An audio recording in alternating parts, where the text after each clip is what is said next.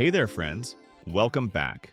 It's Game Polls as always. Today, I've got a list of the best story-driven games out there. And believe me, with so many amazing titles throughout gaming history, picking just a few was not easy. Now, in these kinds of videos, I'm not here to just read off game descriptions. I try to share how these games actually made me feel. My honest impressions, the moments that stuck with me, and why they're truly worth your time. And I promise you this. By the end of the video, you'll definitely want to play at least one game from this list. So let's dive in. Dishonored 2. They just don't make games like this anymore. Friends, think back and try to remember the last first-person action game. And not an RPG, but one focused on story and atmosphere immersion. Without weird and out-of-place multiplayers, co-ops, without grinding designed to fill an empty world and stretch out the playthrough. Can you name many games like that which came out in, say, the last 5 to 7 years?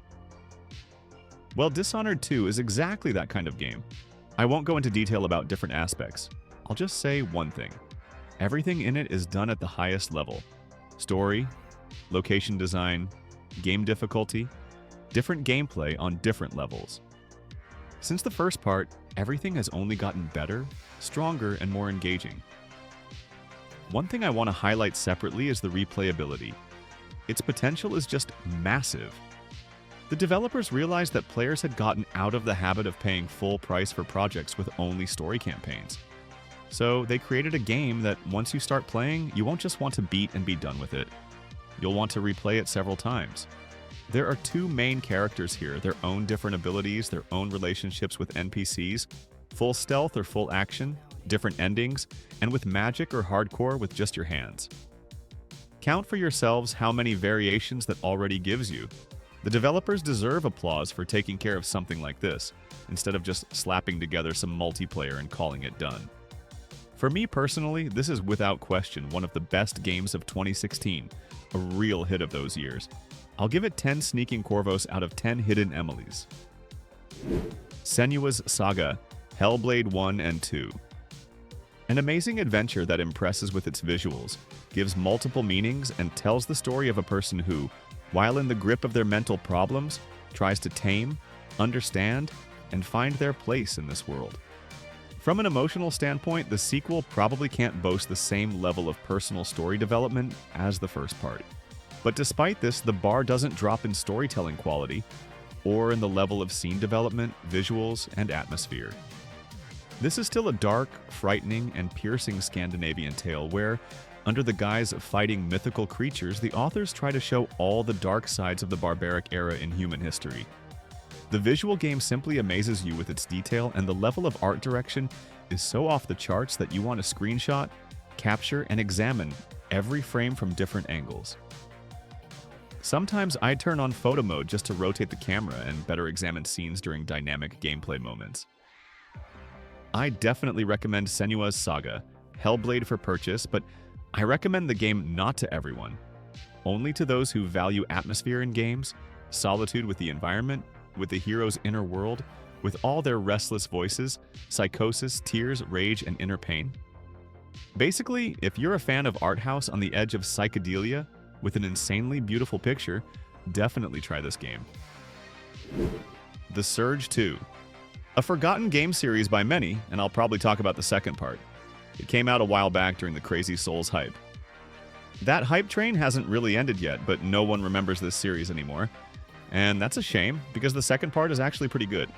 The action takes place in the post-apocalyptic town of Jericho, where a nanotechnological catastrophe caused chaos, spawning aggressive enemies and destroying society. We create our own character here, who wakes up after a plane crash and sets out to explore the local dark world, collecting the story piece by piece, following Souls-like canon. You'll face dynamic and pretty brutal fights, deep equipment customization, a dark sci-fi setting with cyberpunk elements, and a non-linear story with side quests. Dialogue choices affect relationships with NPCs and even the ending, making the game quite a pleasant thing. And it also stood out with its dismemberment system, allowing you to target specific body parts of enemies, arms, legs, head, to cut them off and get resources, weapons, or armor parts. This requires a strategic approach, since different parts give different rewards and the enemy will die anyway. The character's exoskeleton also improves through similar implants. Basically, a cool and underrated game. Silent Hill 2 Remake. Since its release in 2001, the original Silent Hill became a truly cult thing in the gaming industry. It amazed players with its unique horror atmosphere, complex characters, and disturbing story that makes you think about the essence of human nature. And of course, the released remake stirred the hearts of many series fans, myself included. Silent Hill is a ghostly town wrapped in fog and endless pain. This fog is ominous and heavy. It envelops buildings and streets, turning the familiar into something very strange. Sometimes with barely audible voices of lost souls, it gently whispers something in your ear, making your heart beat wildly as if a real, all-consuming abyss is hiding in one of the gray whirlwinds. But you keep moving forward. You're probably looking for something, aren't you? Everyone here is looking for something. Every step on the broken sidewalks echoes in your heart. The air carries the smell of sweet rot and rusted iron. It's damp here, very uncomfortable and melancholy. In this place, suffering penetrates every cell of your body like poison. Non-working streetlights, abandoned houses, cars scattered everywhere merge into a multifaceted image of fear and total loneliness. Here, you begin to understand that your own demons can be much more dangerous than any monsters hiding in this haze. If you want, friends, to feel everything I just said, then prepare for a crazy journey with James, the game's hero, who came to Silent Hill to find his beloved wife, Mary. The Silent Hill 2 remake fully met my expectations. The developers managed to achieve the perfect combination of all the elements of the original, along with redesigned mechanics, with very beautiful graphics and musical components, without losing what each of us once loved about this franchise. Kingdom Come: Deliverance 2. A good recipe for continuing any game is not to reinvent the wheel, but to take what fans already loved and just make it even better. Kingdom Come: Deliverance 2 isn't just a worthy sequel, it's literally a collection of everything most beautiful that the gaming industry can give you. Warhorse Studios again managed to make the best historical RPG. Beloved characters, crude solo jokes, love and friendship, respect and cooperation. For those who jumped on the hype and got the second part, I highly recommend not rushing. The second part isn't going anywhere. Start with the first part instead. It'll be a double dose of fun, trust me. Our protagonist gets thrown into such a whirlwind of events from the first minutes that time, while playing flies by somehow especially fast and enjoyably. The graphics became significantly better. Although the first part, still plays great to this day, they simplified the combat slightly. Now, instead of 6 attack variants, there are 4, but all other combat principles remained the same. The beginning and immersion into the game is very well directed, and for those who didn't play the first part, there's a little crash course in the first part's lore. They improved stealth, interface, and otherwise it's all the same gorgeous adventure, and I really hope it's no smaller in scope. Clair Obscur Expedition 33. 33 escaped Ubisoft employees made a game that Ubisoft never even dreamed of.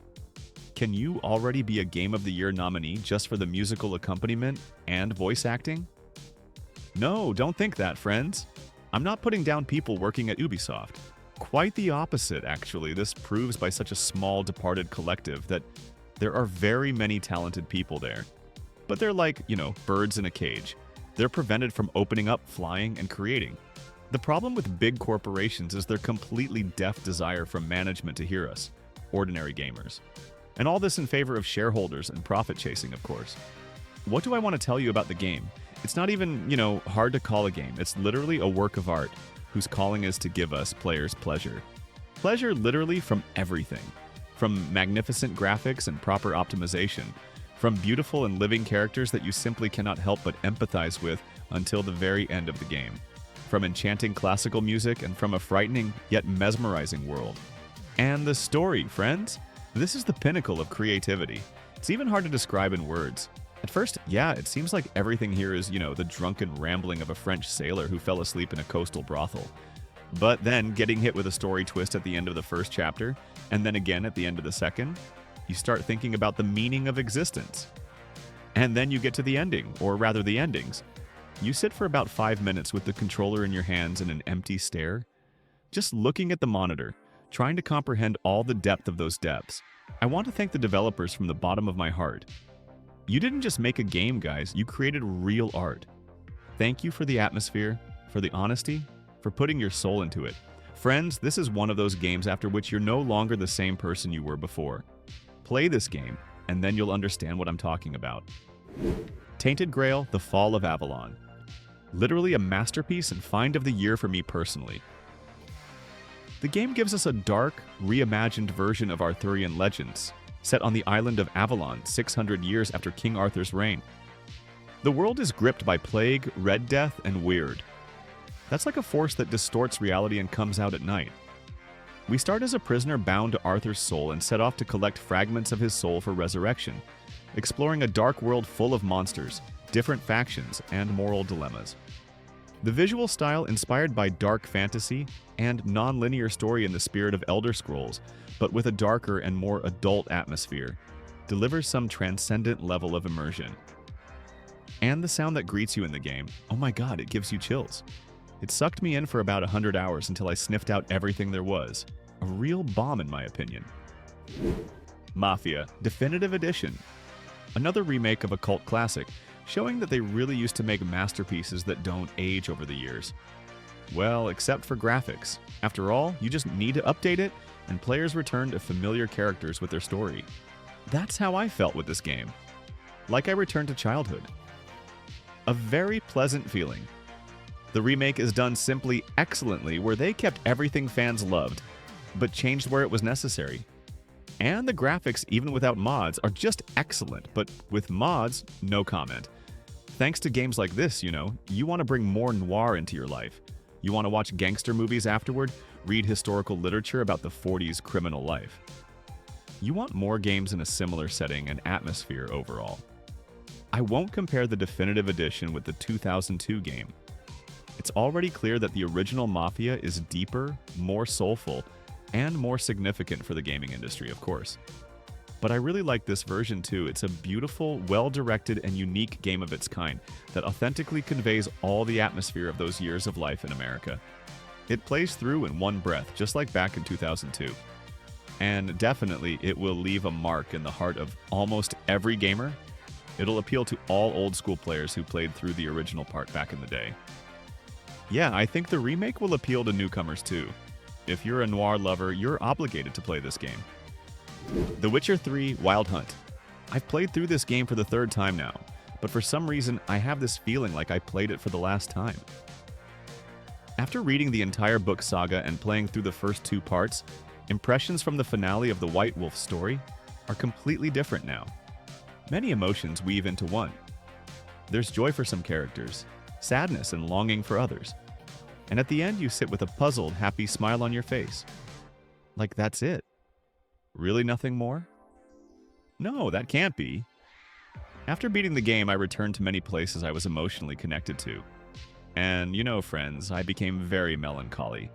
I understand that developers couldn't leave certain characters in the game and make thousands of neutral dialogues with them.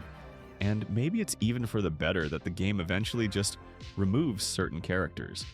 Because it would be doubly sad for me to return to Dandelion's Cabaret and find him and Zoltan there as NPCs you couldn't even interact with. I'd rather imagine that, at this moment, Dandelion is giving a concert at some tavern paired with Priscilla, and Zoltan is playing Gwent with familiar dwarves at the same tavern.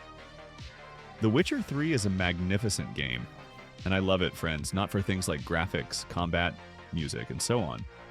Although with these aspects, everything's excellent here. I love it, because it gave me unforgettable adventures and tons of impressions.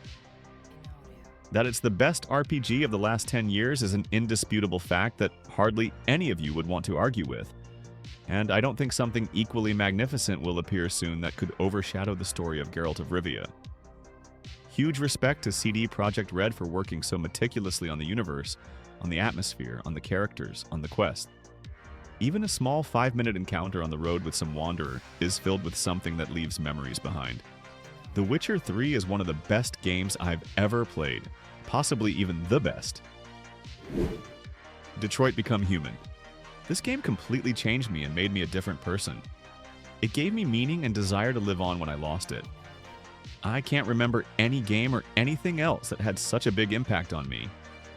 Yeah, even if I set aside this fact, I still wouldn't name better games than this in the interactive cinema genre.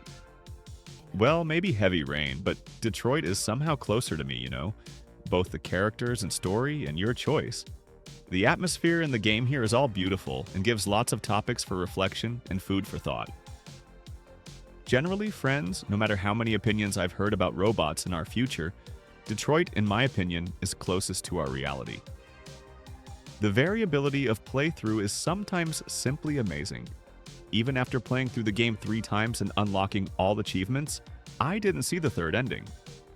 Main characters may well not survive to the end, and if they do survive, each hero has 2 parallel ending lines with several completion variants.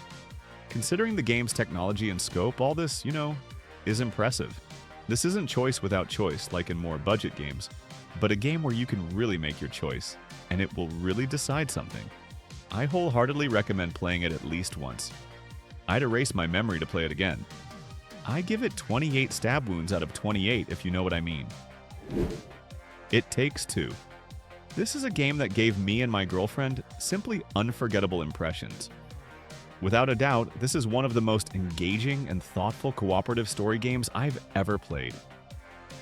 Each level feels like a new stage of our joint adventure. We solved puzzles, fought bosses, and learned to work as a team. A huge number of mechanics that constantly update and become more interesting, making the game incredibly engaging. And the level design deserves separate praise. Throughout the entire playthrough, the game continued to surprise. Each location here is unique, interaction with surrounding objects is thought out to the smallest detail, and characters and details of the surrounding world bring every scene to life. You can see that the developers really put their soul into the game. And the story is another strong side of the game. It's simultaneously touching and deep, with important life lessons. The story about family relationships and overcoming disagreements makes you think and discuss what's happening. And the game's ending became a real reward for the entire journey. The hero's reconciliation, realization of their mistakes, and sincere emotions made the finale not just beautiful, but truly touching and memorable. The story left a feeling of hope and desire to value close people. I especially remember for some reason the episode with the toy elephant cutie. This moment caused a storm of emotions in me. It was truly hard to watch the cute toy suffer. This is a bright example of how a game can touch you to the depths of your soul. But most importantly, this game unites. We laughed, then argued, quarreled, but supported each other. And this made the playthrough even more special. If you want friends to spend time with a close person, this will be an ideal choice for an unforgettable joint adventure. Batman Arkham Knight. This is probably the last good Batman game for now. Warner Bros. Decided to play co-op trash now. Good luck to them with that. Well, I'm finishing my Batman game marathon, and I was pleasantly surprised. Insane attention to detail. Magnificent graphics. The graphics in the game are it's some kind of miracle. Even if it came out now in 2025, I'd believe it, Everything here is just beautiful. The city, environment, rain, character development, effects. The developers did great work. The game also has gorgeous optimization. No FPS drops at all. Yeah, I know about the horrible release, but now the game is technically done simply perfectly. By the way, about the story, I personally liked it just like in previous parts. We have intrigue with the identity of the mercenary leader, we have our unusual companion Scarecrow, and many other interesting characters. I got really into playing story missions and got a lot of pleasure from it. After reading reviews, they prepared me for the story being bad and boring here, that everything here is obvious and so on. Honestly, I wasn't prepared by movies and comics, didn't watch trailers, so I observed everything with interest. Unexpected twists were truly unexpected for me, so in that regard, everything was fine for me. I don't know why people didn't like the story.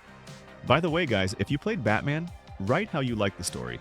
It'll be interesting to read. It has everything best collected, with a small pinch of mistakes that you can close your eyes to. Guys, also consider the game's release year, and it's almost 10 years old now. Anyway, definitely try it, despite the release year. The game is insanely atmospheric, especially if you played through previous parts before. Cyberpunk 2077. I don't really want to touch on the game's technical part, and it's been talked about everywhere. I think CD Projekt Red's biggest mistake was timing. They shouldn't have announced a release date at all, since delays only built up atmosphere and investors constantly strangled them. How much content, possibilities, and ideas went under the knife because of the framework they set for themselves. And still, I consider the game simply gorgeous, even accounting for all the minuses and shortcomings. And there became much fewer of them with the Phantom Liberty DLC. The game starts winning you over from the first minutes, opening up a huge and massive city of the future. I think many players spent their first hours just driving around the city, drowning in various side quests and greedily examining all the city details. Each district here is unique and unrepeatable. The storyline is quite short, yes, but the game has many additional tasks that in some places are even more interesting, bigger, and reveal the game world and its potential. But if you played The Witcher 3, you understand what I'm talking about.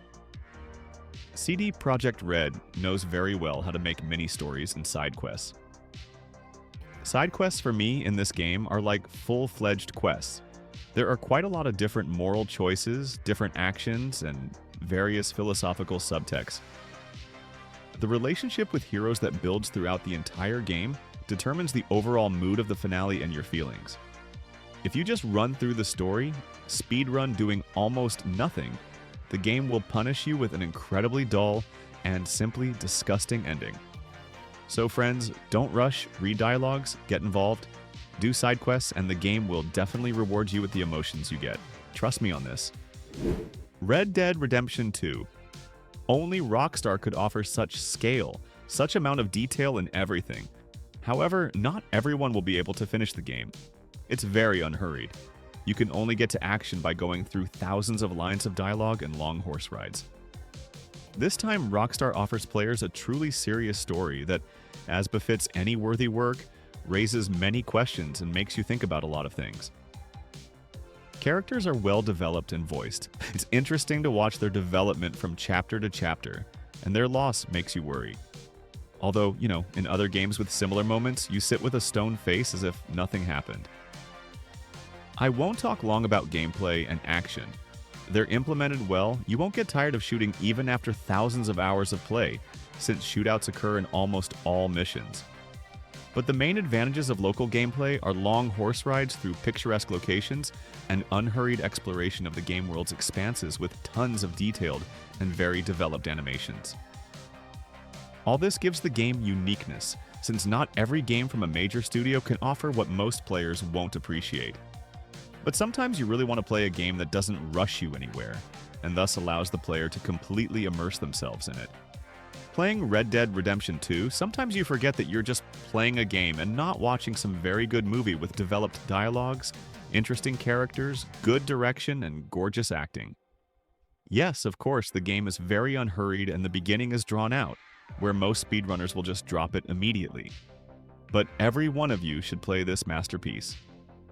Friends, get through the first chapter, and after that you won't be able to pull yourself away from this game. I promise you that. Metro Exodus. This part of the game made me truly fall in love with this game series. Speaking about the two previous parts, Metro 2033 and Last Light, I had much more overall impressions, emotions, and feeling of euphoria in Exodus. Despite minor shortcomings, the game really impresses with its development. A well-thought-out story, dialogues, solid world detail, and overall good gameplay. All this in full volume makes you love this game and spend many hours straight in it. After watching the final cutscene, there were no negative emotions, with a slight touch of sadness. I didn't want to immediately close and delete the game. This was a real feeling of delight that I played through a really good game that I truly liked. Overall, the story, as I already said, is well thought out. You can see it wasn't written in a couple of days. Everything is done very well. While playing, I completely immersed myself in the story, got into the characters' feelings. Overall, a very high-quality game that I've ever managed to play. It was a bit sad when I finished playing through the game since I wanted to wander around various locations more, collect something, improve weapons and equipment for the next battle. And I'll say that this was the first playthrough of this magnificent game, which I'll definitely play through again in the future. And that's all I have with games today. But this doesn't mean there are no more games with touching and gripping stories, so write your suggestions in the comments. This way you'll help both me with creating new videos and help other players who came to read about other games in the comments. Thanks everyone for watching such a long video. I hope you'll support it with a like and also subscribe to the channel so you don't miss anything interesting. See you in the next videos.